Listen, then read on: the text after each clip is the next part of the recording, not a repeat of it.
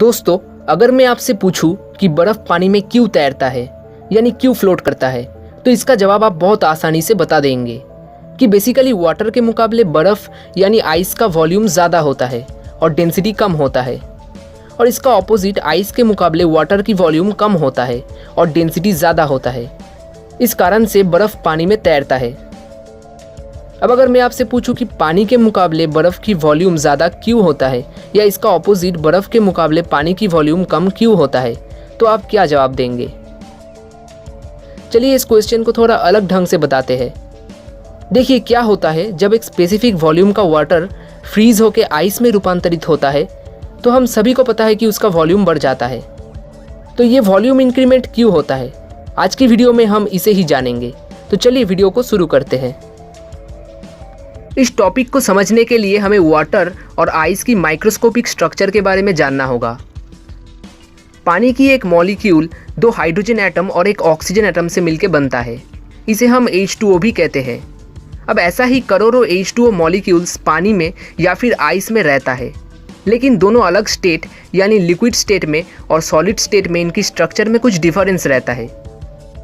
X ray की मदद से एक्सपेरिमेंट करके ये जाना गया है कि एक आइस क्रिस्टल में हर एक H2O मॉलिक्यूल बाकी और 4 H2O मॉलिक्यूल के साथ इंटरमॉलिक्यूलर हाइड्रोजन बॉन्ड बना के जुड़ा हुआ रहता है, और बेसिकली ये एक ओपन स्ट्रक्चर का निर्माण करता है। और हाँ, ये बताना भूल गया कि ये टेट्राहेड्रल स्ट्रक्चर फॉर्म करता है। अब यहाँ पे कुछ ऐसी टर्म्स है जो कि कुछ लोग जानते हैं और कुछ लोग नहीं भी जानते। अब जो लोग नहीं जानते उनकी आसानी के लिए मैं इन टर्म्स को थोड़ा एक्सप्लेन कर देता हूँ। तो यहाँ पे मेनली दो टर्म्स है। पहला है इंटरमॉलिक्यूलर हाइड्रोजन बॉन्डिंग। देखिए कुछ ऐसी मॉलिक्यूल्स होते हैं जिनमें एक हाइड्रोजन एक हाईली इलेक्ट्रोनेगेटिव एलिमेंट जैसे कि फ्लोरीन, ऑक्सीजन, नाइट्रोजन ऐसे एलिमेंट्स के साथ कोवैलेंट बॉन्ड बना के जुड़ा हुआ रहता है। अब इलेक्ट्रोनेगेटिविटी के डिफरेंस के कारण हाइड्रोजन पे पार्शियल पॉजिटिव चार्ज और दूसरे एलिमेंट पे जो कि इलेक्ट्रोनेगेटिव एलिमेंट है उस पे पार्शियल नेगेटिव चार्ज उत्पन्न होता है। तो इस मॉलिक्यूल की हाइड्रोजन एटम किसी दूसरे मॉलिक्यूल की इलेक्ट्रोनेगेटिव एटम के साथ एक वीक बॉन्ड उत्पन्न करता है। इसे ही हाइड्रोजन बॉन्ड कहा जाता है। अब दूसरा है टेट्राहेड्रल स्ट्रक्चर। ये लगभग पिरामिड शेप जैसा स्ट्रक्चर होता है। इसके सेंटर में एक एटम रहता है जो कि sp3 हाइब्रिडाइज्ड होता है।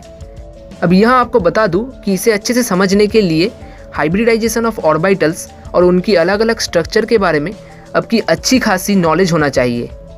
मैं आपको यहाँ उतना डीपली नहीं समझाऊंगा, जिससे ये टॉपिक ज़्यादा कॉम्प्लिकेटेड ना बन जाए।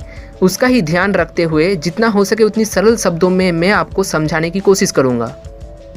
तो क्या होता है, देखिए sp3 हाइब्रिडाइज्ड सेंट्रल एलिमेंट और बाकी 4 एलिमेंट्स के साथ 4 अलग अलग कोवैलेंट बॉन्ड बनाता है, जिन बॉन्ड्स के बीच में मतलब हर एक बॉन्ड के बीच में 109 डिग्री 28 मिनट का एंगल बनता है, और ये एक पिरामिड जैसा शेप होता है।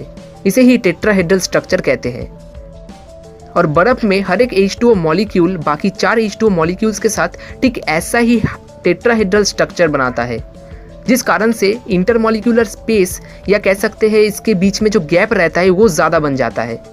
जबकि ये बर्फ़ जब पानी में परिवर्तित होता है तो ऐसी स्ट्रक्चर ब्रेक हो जाता है और लिक्विड स्टेट में H2O मॉलिक्यूल्स एक श्रृंखल आकार यानी चेन में रहता है, जिससे उनके बीच में जो इंटरमॉलिक्यूलर गैप है वो उतना नहीं रहता, यानी उनके बीच में जो एम्प्टीनेस है वो बहुत कम होता है। इसलिए पानी के मुकाबले बर्फ़ की वॉल्यूम ज़्यादा होता है और डेंसिटी कम होता है, और इसका उल्टा भी आप कह सकते हैं। यहाँ ध्यान देने वाली बात यह है कि क्वांटिटी सेम ही रहता है, यानी हमने जितना परिमाण में वाटर लिया था उतना ही आइस बनता है। क्वांटिटी या फिर मास में कोई परिवर्तन नहीं होता। यहाँ पे बस उनके बीच में जो दूरी है यानी जिसे हम इंटरमॉलिक्यूलर स्पेस कह रहे हैं वो थोड़ा बढ़ जाता है। बर्फ़ के केस में वो बढ़ जाता है और पानी के केस में वो कम हो जाता है, जिससे हमें ये पता लग जाता है कि और हम अच्छे से डिफ़ाइन कर पाते हैं कि क्यों जब पानी बर्फ़ में परिवर्तित होता है तो उसका वॉल्यूम बढ़ जाता है। तो यही है बेसिकली इसका एक्सप्लेनेशन। आशा करता हूँ इस टॉपिक को आप अच्छे से समझ गए होंगे। अगर आपके मन में कोई भी सवाल आता है तो आप कमेंट में बता देना। मैं अपने सामर्थ्य अनुसार उस टॉपिक पे जितनी सरलता से हो सके वीडियो लाने की कोशिश करूँगा। अगर आपको मॉडर्न फिज़िक्स, वैदिक फिज़िक्स या किसी भी वैज्ञानिक विषय के बारे में जानना या फिर जानने में रुचि है तो उसे भी आप कमेंट में बता सकते हैं। और दोस्तों, वीडियो को पूरा देखने के लिए आपका बहुत बहुत धन्यवाद।